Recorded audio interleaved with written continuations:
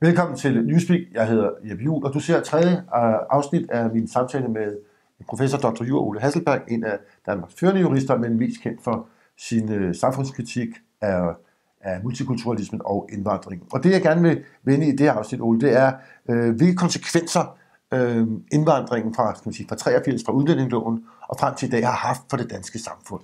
Jamen, den ødelæggelse, vi forudså dengang, den er jo i fuld gang, ikke? Institutionerne bliver nedbrudt. Folkeskolen i byerne bliver nedbrudt. Folk må sende deres børn i privatskole, hvis de skal have en ordentlig undervisning. Sundhedsvæsenet ved at falde sammen. I går hørte vi om, hvordan hospitalspersonalet er ved at gå ned med stress.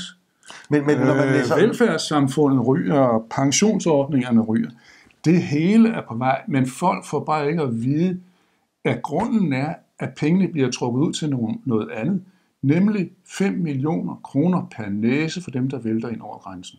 Når man læser artikler både i dansk presse og så de citerer for undersøgelser om det danske samfund, så er vi altid top 1, 2, 3, 4, 5. Vi er verdens lykkeligste samfund, vi er verdens mest velfungerende samfund.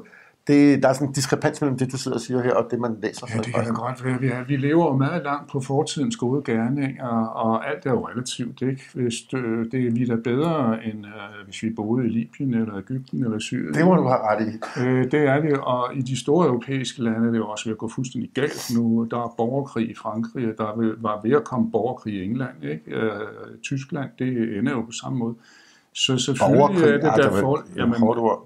Man kalder det jo kriminalitet, ikke? Altså, det her cirkus, som jeg vil kalde det, har jo medført en voldsom udvikling i kriminaliteten. Og du kan ikke regne med statistikkerne.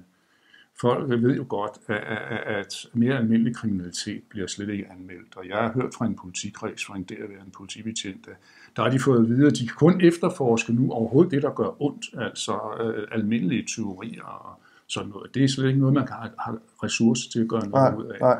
Det er konsekvensen. Så den politik, man startede i 83, og som er i og for sig er blevet ført faktisk mere eller mindre indtil i dag med nogle, som du sagde i sidste afsnit, symbolske stramninger, den vil i sidste ende være en katastrofe for den danske nationalstat. Jamen, det er helt klart, at det samfund, som vores forældre har skabt, det er under nedbrud. Og hvis ikke der sker en dramatisk forandring i form af hjemsendelser, så vil det kollapse. Så får vi et samfund, hvor enhver må klare sig selv så godt, som han nu kan. Det er jo godt på vej. Du må tegne en sundhedsforsikring, hvis du vil have en ordentlig behandling. Du må tegne dine egne pensionsforsikringer. Du må sende børn i privatskole. Og så må du jo, hvis du vil undgå at blive slået ned bagfra, så må du bo i en af de der beskyttede landsbyer, som man nu har lavet i Sverige, og som man den første er vist allerede under planlægning i Solrød i Danmark. Ja, det er ikke helt det er de sagt nej til. Altså nej, det skal nok komme. Altså gated community. Det skal nok komme, fordi hvad skal folk ellers gøre? De er jo nødt til at beskytte sig. Altså vi bliver overladt til os selv. Statsmagten svigter. Vi bliver overladt til os selv. Hvis jeg så siger til dig, at jeg kan følge dig langt hen ad vejen, at i de værste scenarier, der ser det ikke godt ud. Men så er der jo dine kritikere, vil så fremføre, jamen Ole Hasselberg, du har i virkeligheden, ligesom Lars Hedegaard og Mogens Camre og andre folk, muslimer på hjernen. Problemet er langt mindre, end sådan, som du ser det. Jamen, jeg kan kun sige, at det, jeg sagde i slutningen af 80'erne, det har vist sig at holde stik. Det var det, jeg sagde, og vi sagde, der holdt stik. Det var ikke det, politikerne og Flygtningehjælpen sagde. Altså, efter det, vi altså kan se... Hvad sagde de dengang? Det sagde de Jamen, det var jo ikke noget stort problem, og de ville blive assimileret, og i øvrigt fortalte de også, at der ikke var nogen nævneværdig kriminalitet. Altså, de havde ikke nogen overkriminalitet, og så videre. Og det kunne du også læse i den lille pjece, 25 spørgsmål og svar. Ja. Og det troede folk på meget langt, men udviklingen har været anderledes. I midten af 90'erne kom jeg ekstraordinært ind. Vi har i mange år bedt om at få et uafhængigt undersøgelsesudvalg til at udrede dette her, og til at oplyse folk om det. Det ville ingen have. Men i 95 ville TV2 så lave en høring. Den varede 2 timer. Okay, det var ikke meget. 2 timer, hvor jeg skulle diskutere med Seidenfaden. Det gik jo rent galt for Seidenfaden, for han troede jo, at han med ordmagi kunne løse problemerne. Han måtte læse ud af bagdøren, mens vi andre gik op og trampede en kantine bagefter. Ja. Men der sagde jeg, og der grinede Seidenfaden hånligt, at det store problem ville inden for 40 år blive af sikkerhedsmæssig art. Og så grinede han håndligt. rigtigt. Ja, Hvad har vi så fået for et problem der fik du ret. indtil nu? Ja, der fik du ret. Jeg har også fået ret på tallene. Den prognose, vi lagde for, hvad der ville ske, vi lagde en prognose var det slutningen af 80'erne omkring 90. Den holdt stik, hvorimod de officielle prognoser holdt ikke stik. Vi regnede 15.000 forkert i vores egen disfavør.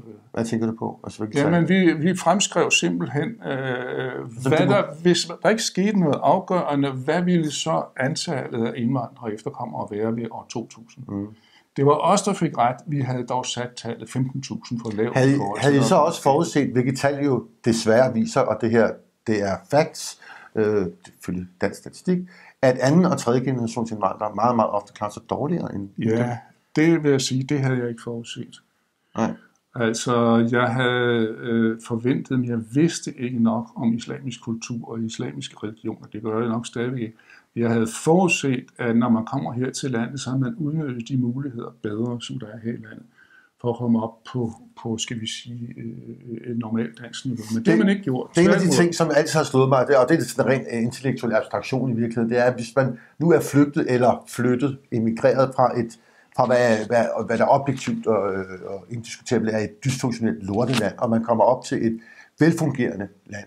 Hvorfor vil man så egentlig fortsætte de skikke, som har ødelagt det land, man kom fra? Jamen, det kan jeg jo ikke sige noget om. Altså, jeg kan give dig de faktuelle oplysninger, jeg har, og de ræsonnementer, jeg er sikker på, men det der kan jeg ikke forklare. Nej. Ligesom jeg ikke forudså, at jeg forudså heller ikke, at de nyere generationer, de yngre generationer, vil blive mere fundamentalistiske end deres forældre var. Ja. Altså, at udviklingen går i en forkert retning, det forudså jeg ikke. Det var der meget, meget få, der gjorde. Fukuyama, han skrev simpelthen, at nu var historien slut, efter murens fald, og det ventede the bliss, altså eternal bliss, ventede den vestlige verden, og hele verden faktisk. Det gik anderledes. Konsekvenserne for Danmark, de rent statistiske facts omkring indvandring, er indiskutabelt, at den danske forening på mange måder fik ret i de ting, I sagde allerede i slut 80'erne. Spørgsmålet er så, og det kan vi så vende tilbage til, når vi tager den næste samtale, Ole Hasselberg, det er, hvad med fremtiden, og i øvrigt vil jeg også gerne vende tonen i debatten med dig.